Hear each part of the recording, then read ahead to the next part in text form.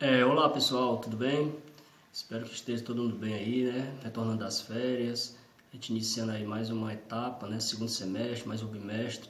E é isso aí, a gente vai dar continuidade aqui no nosso estudo remoto, tá ok? E a gente vai fazer o seguinte, vai fazer assim, a gente vai fazer uma revisão, né, de alguns conteúdos básicos, né, que nós vimos no semestre passado, e aí a gente vai fazer uma rápida revisão para a gente retomar o nosso estudo, tá? E hoje nós vamos falar um pouco sobre estratificação e desigualdade social, tá ok? Então, eu peço que vocês façam um acompanhamento, assistam essa revisão e façam um acompanhamento, um aprofundamento a partir do seu livro didático. Então, galera, para a gente compreender um pouco sobre essa questão da desigualdade social, né, da estratificação, é necessário a gente compreender a estrutura, né, a espinha dorsal da sociedade, né?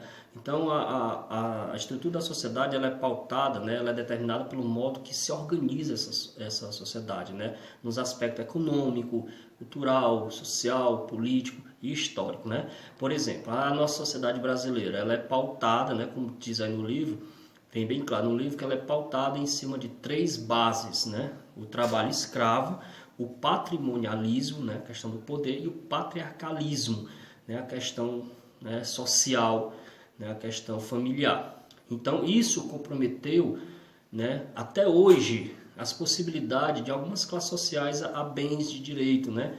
A direito a bens, né?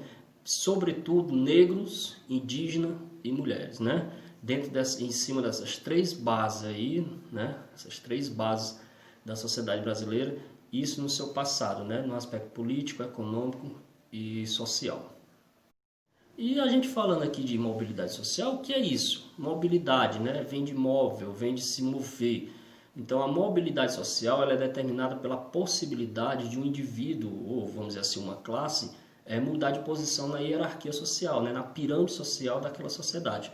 Né? Embora a gente saiba, né, que, como tem no texto, nos tempos atuais, em quase todas as sociedades hoje, contemporâneas, existe a possibilidade formal e jurídica, por direito, as pessoas têm direito de viver melhor, buscar viver melhor, mas embora seja muito complicado, mesmo dentro desse sistema capitalista que a gente vive, que tem como premissa aí a questão do crescimento social.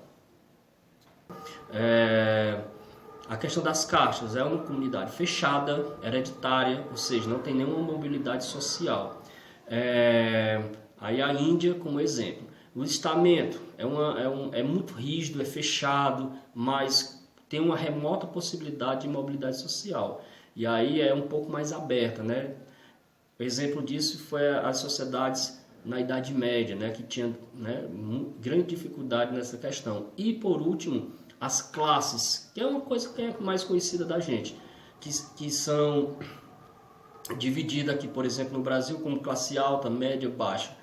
Então essas sim têm total mobilidade social. Bom, e o texto traz aí a possibilidade de discussão de dois autores, né, com relação a esse tema da desigualdade social, Karl Marx, né, e Max Weber, né? E aí o Karl Marx ele divide a sociedade de uma forma bem central entre proletariados e burguesia, né? Os que vendem sua força de trabalho e os que são donos do meio de produção. E que o interesse dessas duas é bem distinto.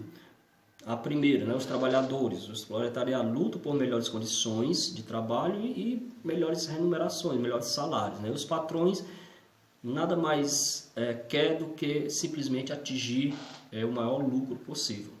Tá? Claro que dentro dessas não é tão simples, existem outras discussões maiores dentro, mas ele está fazendo isso de uma forma bem ampla, bem taxativa, dividir a sociedade dessa forma, né? E que a sociedade ela é determinada, né, pela posição que se ocupa no processo de produção. Tá certo? E já o Max Weber, ele coloca que a questão da divisão social, né, ela se dá por vários fatores, e a questão muito delas é a seguinte, que ela é dividida, né, definida pelas propriedades de bem, né, pela propriedade de bem, a posição externa, né, né, social, distinto pessoal, né?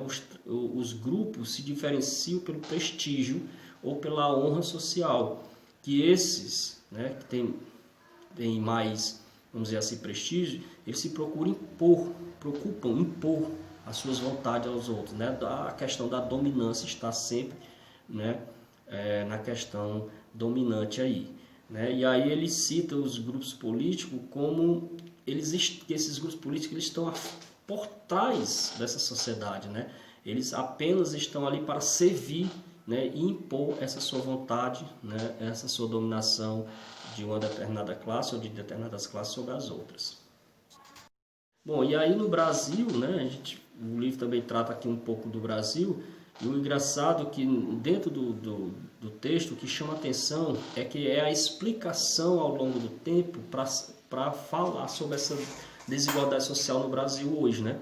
Como a gente viu no início, né, a gente sabe por que foi que hoje a sociedade ela sofre, algumas classes sociais sofrem muito, né, por conta do seu passado, do seu histórico, né, da divisão social anterior, né?